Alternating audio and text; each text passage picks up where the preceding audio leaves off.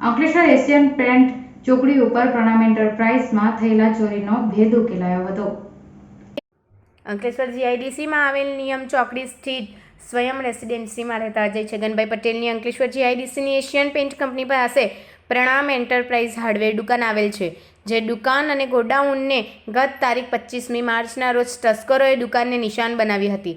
તસ્કરો ગોડાઉનના સિમેન્ટના પતરાને તોડી અંદર પ્રવેશ કર્યો હતો અને અંદર રહેલ એસએસના ball valve number 19, PVC braided pipe roll number 2 સહિત એસએસનો સામાન મળી કુલ 1.49 લાખના મુદ્દામાલની ચોરી કરી ફરાર થઈ ગયા હતા।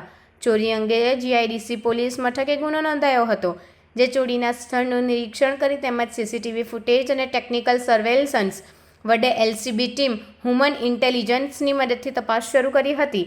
દરમિયાન ચોક્કસ માહિતી મળી હતી કે પ્રણામ એન્ટરપ્રાઇઝમાં થયેલ ચોરીમાં સંડોવાયેલ ઈસમ ચોરીનો સામાન સગેવગે કરવાની ફિરાકમાં ફરી રહ્યો છે। જે ચોક્કસ માહિતીના આધારે એલસીબી ટીમે જીતાલી ગામ પાસેથી ચોરીની ઘટનામાં સંડોવાયેલા રવિ સુરેશ મેકવાનની શંકાસ્પદ ઝડપી પાડ્યો હતો। તેની પાસેથી ચોરીના 1 લાખ રૂપિયા ઉપરાંતની સરસામાન મળી આવ્યો હતો।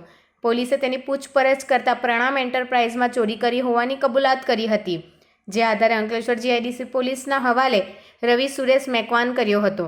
જીઆઈડીસી પોલીસે વિધિવત આરોપીની ધરપકડ કરી ચોરીમાં સંડોવાયેલ અન્ય ઈસમો તેમજ ચોરીનો અન્ય મુદ્દામાલ રિકવર કરવા માટે રિમાન્ડની તજવીજ શરૂ કરી હતી।